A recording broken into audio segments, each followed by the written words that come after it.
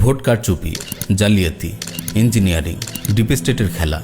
আজ কয়েকদিন ধরে এই শব্দগুলো মানুষের মুখে মুখে উচ্চারিত হচ্ছে।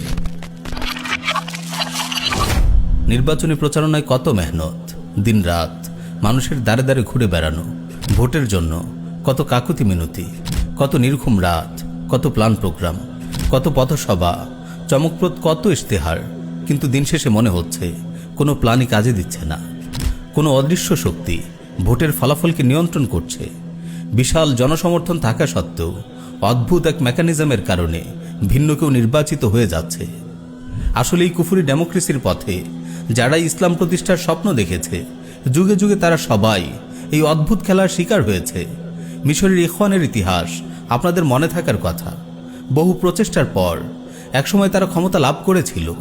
ক্ষমতায় টিকে থাকার জন্য অনেক উদার নীতিও তারা গ্রহণ করেছিল। তারা পশ্চিমাদের অনেকভাবে সন্তুষ্ট করার চেষ্টা করেছে, কিন্তু দিন শেষে তাদের ক্ষমতায় থাকতে দেওয়া হয়নি। গণতান্ত্রিক সিস্টেমের নাটাই যাদের হাতে, সেই অদ্ভুত ডিপ স্টেটের ষড়যন্ত্রে তারা ক্ষমতাচ্যুত হলো। মিশরের সেনাবাহিনী কর্তৃক ইখওয়ানের উপর নেমে এলো জুলুমের অন্ধকার রাত। বন্দী অবস্থায় দুনিয়া থেকে বিদায় নিলেন প্রেসিডেন্ট মোহাম্মদ মুরসি। তিউনিসের আন্নাহদা পার্টিও লাঞ্ছনাদায়ক এই বাস্তবতার শিকার হয়েছিল। তাদের দলনেতা রশিদ আল ঘানুশি গণতন্ত্রের উদারনীতি গ্রহণ করে ভেবেছিল ক্ষমতাকে টিকিয়ে রাখবে। সে পশ্চিমাদের তুষ্ট করার অনেক প্রচেষ্টাই করেছিল, কিন্তু তাদেরকেও টিকে থাকতে দেওয়া হয়নি।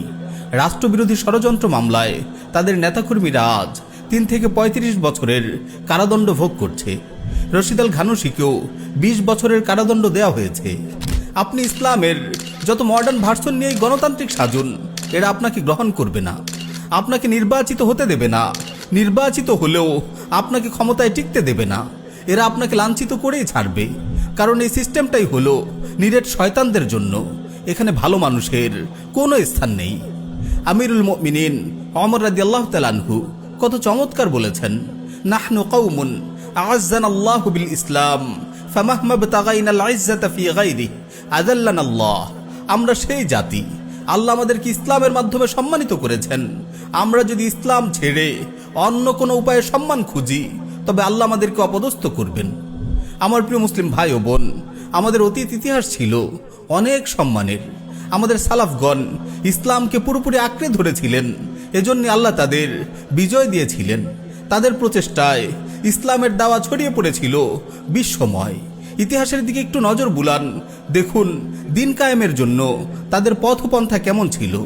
হায়, আজ আমরা তাদের পথ থেকে কত দূরে। আমার খুব আফসোস হয়, পশ্চিমাদের তন্ত্রমন্ত্রের বেড়া জালে আজ আমাদের মুসলিমদের মেহনতের কত নির্মম অপচয় হচ্ছে। মিছে মরিচিকার পেছনে আমরা যুগের পর যুগ ছুটে বেড়াচ্ছি, বারবার দংশিত হচ্ছি একই গর্তে। আমাদের এই মেহনতগুলো যদি নববী পন্থায় ব্যয় হতো, আমরা যদি তাওহীদের দাওয়া নিয়ে মানুষের দ্বারে দ্বারে ছুটে বেড়াতাম, ঈমান বিল্লাহ ও কুফর বিত তাগুতের শিক্ষা জনগণের মাঝে ব্যাপকভাবে ছড়িয়ে দিতাম, গণতন্ত্রের অসারতা ও শরিয়ার সৌন্দর্যগুলো জনগণের মাঝে তুলে ধরতাম, তাহলে শরিয়ার শাসন বাস্তবায়নের জন্য সর্বস্তরের মানুষের মাঝে আওয়াজ উঠত। পশ্চিমাদের তন্ত্রমন্ত্রকে তারা পশ্চাতে ছুঁড়ে ফেলত। মুমিনরা জেগে উঠত আল্লাহর জমিনে আল্লাহর বিধান কায়েমের প্রত্যাশায়। সুতরাং আমার প্রিয় মুসলিম ভাই ও বোন, আসুন আমরা যারা সত্যিকার অর্থে আল্লাহর জমিনে আল্লাহর দিন কায়েম করতে চাই, আল্লাহর বিধান কায়েম করতে চাই, আমরা সবাই ঐক্যবদ্ধ হই। গণতন্ত্রের জাহিলিয়াতে ডুবে থেকে আর সময় নষ্ট করা যাবে না। গণতন্ত্রের এই ধোঁকা থেকে সবাই বেরিয়ে আসুন। লাঞ্ছনা অপদস্থতার শিকড়কে সমূলে উপড়ে ফেলুন।